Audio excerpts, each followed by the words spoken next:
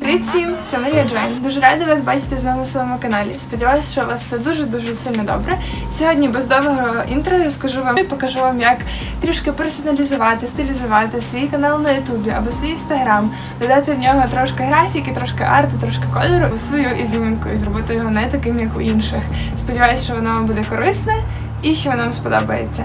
Перед тим, як перейти до відео, не забудьте підписатись на канал, нові відео виходять кожного тижня, і поставити лайк цьому відео. Сильно вас люблю цьому, приємного перегляду! Почнемо ми з Ютубу. Тут є панель каналу, яка ще з 2014 або 2015 року, коли я тільки почала свій канал, і аватарка. В загальному виглядає окей, але пора зробити їх ще краще. Для цього мені лише буде потрібен ілюстратор. Я хочу створити ілюстрації з собою в стилі flat design, який дуже зручно виглядає в різних діджитал-платформах, так само легко читається і досить просто робиться. Для цього крок перший – треба вибрати фото і розмістити його, як вам зручно, на полотні в ілюстраторі. І далі зі всіх інструментів, які там знаходяться, ми будемо використовувати лише Color Picker, перо і дуже-дуже рідко резинку. Далі ми вибираємо колір із фотографії, з елементу на фотографії, який будемо зараз малювати. І починаємо малювати по контуру пером, яке вже зразу заповнює той елемент нашим кольором, який нам і потрібно. І так, в принципі, для кожного елементу. Також вам на відео, мабуть, помітно, що не всі елементи цього піджака я промальовую ідеально по самому контуру. Це тому, що кожен елемент, який ти малюєш в ілюстраторі, малюється в окремому шарі, і цей шар, який внизу, завжди буде під тим, який зверху, тобто той, що зверху, завжди буде його перекривати. І, відповідно, я уявляю про себе, що, наприклад, цей елемент піджака, який знаходиться на шиї, не буде видно пізніше в майбутньому, коли я промалюю шию. І я можу не тратити так багато часу на те, щоб вимальовувати там кожну лінію, якщо все одно в майбутньому її видно не буде. Так само це дуже-дуже спрощений варіант флет-дизайну, тому тут не буде жодних тіней, не буде жодного світла, а чисто такі кольорові плями, якщо можна так сказати, які пізніше складуться в картинку. Побачите це трошечки пізніше. Зараз першу фотографію я малюю трошки повільніше, щоб вам було добре видно, які елементи куди в результаті складаються в одну загальну добру картинку. Ми зустрінемося з вами після того, як я домалюю цю фотографію.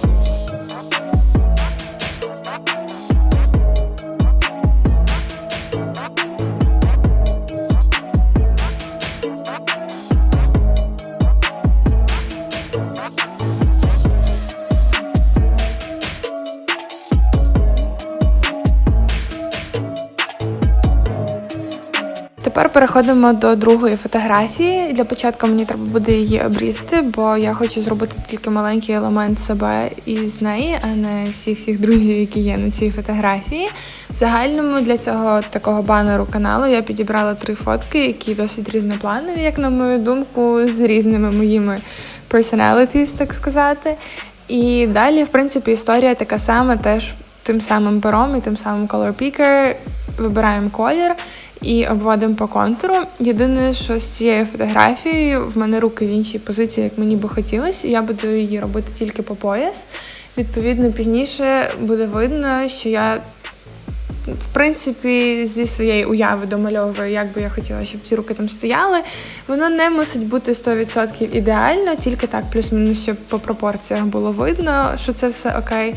Тому що все одно воно буде все разом на банері і буде досить абстрактно, так сказати. В загальному все, що зв'язано з дизайном і особливо з такого роду ілюстрації, це все про колір. Спочатку, навіть якщо використовувати color picker для того, щоб підібрати колір, не завжди він буде ідеально підходити під вашу картинку, так як підходить на фотографії. Тому саме із цією фотографією я дуже довго бавилася, щоб підібрати добрий колір, який мені буде підходити, який мені не буде заважати, який добре пізніше впишеться в загальну повну цілу картинку.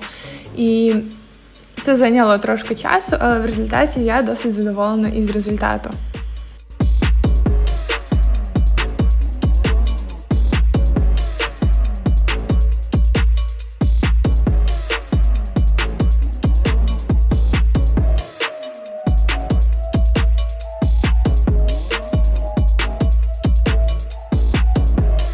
Тепер остання, третя фотографія, яку я підібрала під ці ілюстрації.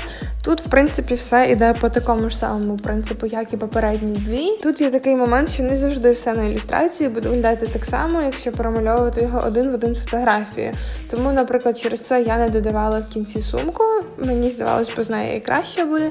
І так само, замість того, щоб залишити своє волосся в хвостику на ілюстрації, я вирішила, що я залишу його розпущеним і зробити просто таку картинку, як бачите зараз. І після цього залишається лише взяти, підібрати фон, або намалювати його теж самому, і зібрати всі ці 3 елементи докупи. Я знайшла цю фотографію на Pinterest, і я хотіла зробити панель Нью-Йорку, тому що для мене завжди не важливо, де би я знаходилась, моє серце я лишила саме там. І на ньому я нічого особливо не домальовувала, крім того, що побувала чіткіше сонце на небі, і, в принципі, на цьому все. Наступний елемент цього відео – це створення аватарки на YouTube. Виглядає з самого початку дуже дивно, тому що ти малюєш по фотографії, і в загальному фотографія сама по собі така собі, але з нею можна вибрати класні елементи, які на аватарці будуть виглядати, власне, дуже і дуже вдало. Тому спочатку я зменшила трошки transparency, не знаю точно, як це українською, самого зображення, і по ньому зручніше виводити риси обличчя, такі, як вони мають бути потім на самій аватарці. Той самий color picker, те саме перо, і ним обводимо очі, створюємо риси обличчя. Тут пізніше буде набагато більше графічної роботи, тому що будемо додавати тіні, будемо додавати світло, дуже чітко додавати елементи обличчя. Теж в цій аватарці волосся у мене рожеве з фіолетовим, бо у мене був період, коли в мене був саме ці кольори волосся, і я дуже сильно їх любила, мені вони дуже сильно подобаються, і я, в принципі, хочу повернутися в один момент до них назад. І я навіть маю відео на ютубі про те, як я фарбувала волосся в рожевий і фіолетовий. Якщо ви його ще не бачили, то залишу вам його тут зверху.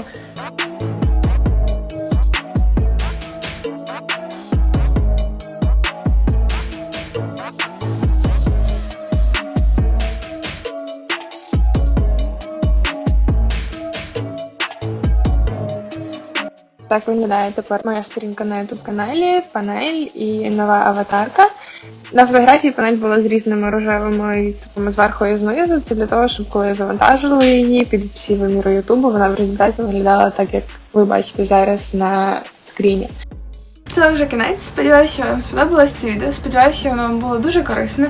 Пишіть в коментах, що ви нового навчилися з цього відео, що захочете спробувати, що ви вже спробували і як воно вам вдалося. Пишіть так само, якщо маєте якісь поради для мене, і я щось теж візьму якусь користь для себе. Дуже сподіваюся, що вам сподобалось це відео. Як завжди, не забувайте підписатись на канал, нові відео виходять кожного тижня. Не забувайте поставити лайк, я дуже сильно вас люблю.